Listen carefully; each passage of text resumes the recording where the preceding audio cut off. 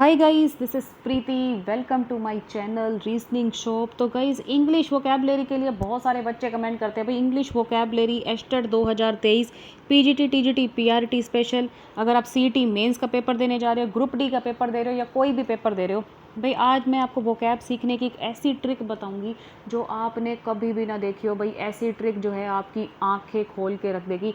मतलब इतने सारे वर्ड्स जो है ना, आप मतलब अपनी आंखों के सामने खुद रट जाओगे जब आप इस वीडियो के अंदर ऐसी ट्रिक देखोगे। तो गाइस, जल्दी से लाइक कर देना इस वीडियो को, क्योंकि आपकी जो इंग्लिश वोकैबलरी की प्रॉब्लम है वो परमानेंटली सॉल्व हो जाएगी। तो चलिए गाइस, जल्दी से देख लेते हैं। देखिए गाइस, ध्यान से सुनिए। आपके सामने एक वर्ड लिखा है क्रूड। ठीक है, देखिए क्रूड। गाइस, क्रूड आपने एक नए नेम सुना होगा, एक वर्ड सुना होगा, क्रूड ऑयल। ठीक है, क्रूड का मतलब गाइस क्या होता है? जैसे कि जो छना हुआ तेल नहीं होता। ठीक है, क्रूड ऑयल सुना होगा। जैसे कि आप ट्रेन में जाते हो कहीं, जैसे वो मालगाड़ी खड़ी होती है, वहाँ पर आपने उसके ऊपर पड़ा होगा क्रूड ऑयल, कुछ भी पड़ा होगा। ठीक है, क्रूड मतलब होता है जो उसको छाना ना गया हो। ठीक है, तो जो गाइस छना हुआ नहीं होता उसको क्या कहा जाता है? अनरिफाइंड। रिफाइंड जैसे कहते हैं ना, रिफाइनरी, जहाँ परिष्करणशाला, जहाँ पर पेट्रोल साफ होता है या ये होता है वो होता है, उस चीज़ के लिए रिफाइनरी होती है। ठीक है, उसी तरीके से इसको क्या कहा जाएगा? अनरिफाइंड, मतलब जिसको छाना नहीं गया। तो गाइस वो क्या है? क्रूड है। ओके, उसी तरीके से जैसे क्रूड है, उसका मतलब क्या होता है? क्रूड का मतलब होता है गाइस निर्दयी। निर्दयी कह सकते हो, खराब कह सकते हो, जो साफ नहीं हुई चीज़, या अपरिष्कृत कह सकते हो, कुछ भी कह सकते हो। ठीक है, अब प्योरीफायर, हमने एक वर्ड सुना हुआ है प्योरीफायर, मतलब जो सफाई करे, और अनप्योरीफाइड जो साफ नहीं है। मतलब इससे रिलेटेड सिनोनिम्स देखो गाइस। क्रूड, क्रूड का मतलब भी सेम हो गया, अनरिफाइंड भी हो गया, अनप्योरीफाइड भी हो गया। मैं आपको बहुत अच्छे, आगे वीडियो एंड तक देखना, आपको समझ में आ जाएगा कि करते कैसे हैं वो कैब। आखिरकार देखिए, करते जाइए फिर आपको समझ में आएगा।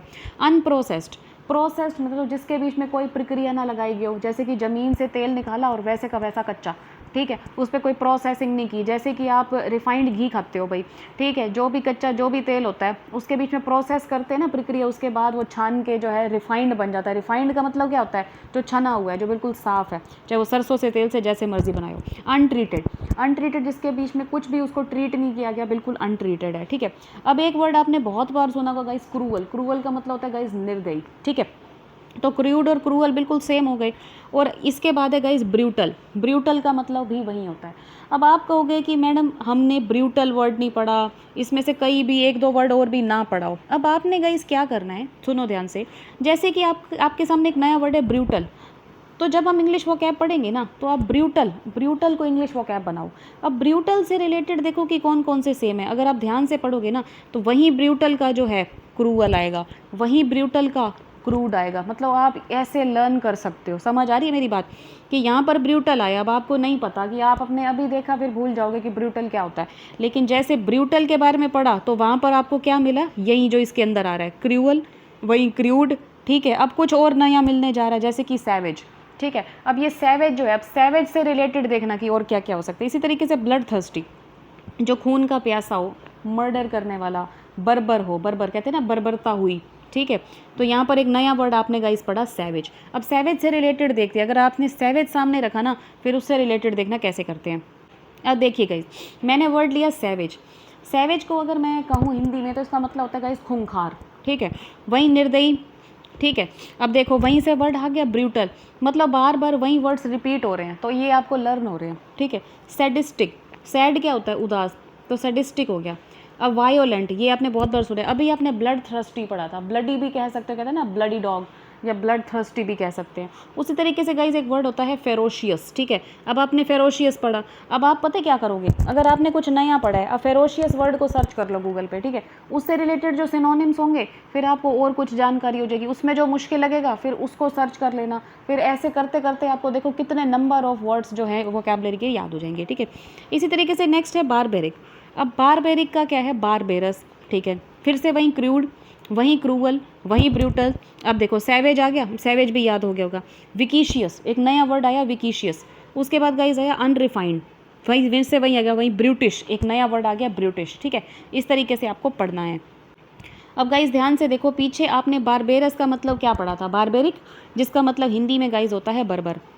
ठीक है, उसी तरीके से देखो फिर से अनरिफाइंड, फिर से विकीशियस, ब्रूटिश, ठीक है। अब 3 नए वर्ड हमारे सामने आए हैं, अनसोफिस्टिकेटेड, हीथन और प्रिमिटिव। ठीक है, अब देखा जाए तो आप इसको याद कैसे करोगे। अब आप एक काम करो भाई, प्रिमिटिव सर्च करो। जैसे प्रिमिटिव एक नया वर्ड है, प्रिमिटिव सर्च करो। जब आप प्रिमिटिव के सामने देखोगे तो इसके सामने भी आपको वहीं क्रूअल, ठीक है, वहीं वहीं क्रूअल, ब्रूटल, विकीशियस जो है पड़ा सब कुछ, फेरोशियस, वो सारा कुछ मिलेगा। जितने नए वर्ड्स मिल रहे हैं फिर उनको सर्च करो, उससे रिलेटेड। ऐसे करते करते ना आप अपनी इंग्लिश वोकैबलरी को याद कर सकते हो। जैसे कि इंग्लिश वोकैबलरी के सिनोनिम्स हैं, वैसे मैंने बहुत अलग तरीका बताया है कि एक रूट वर्ड होता है, ठीक है, जैसे जैसे जैसे ऑडियो है तो उसका ओड वर्ड मतलब रिलेटेड टू साउंड, ठीक है।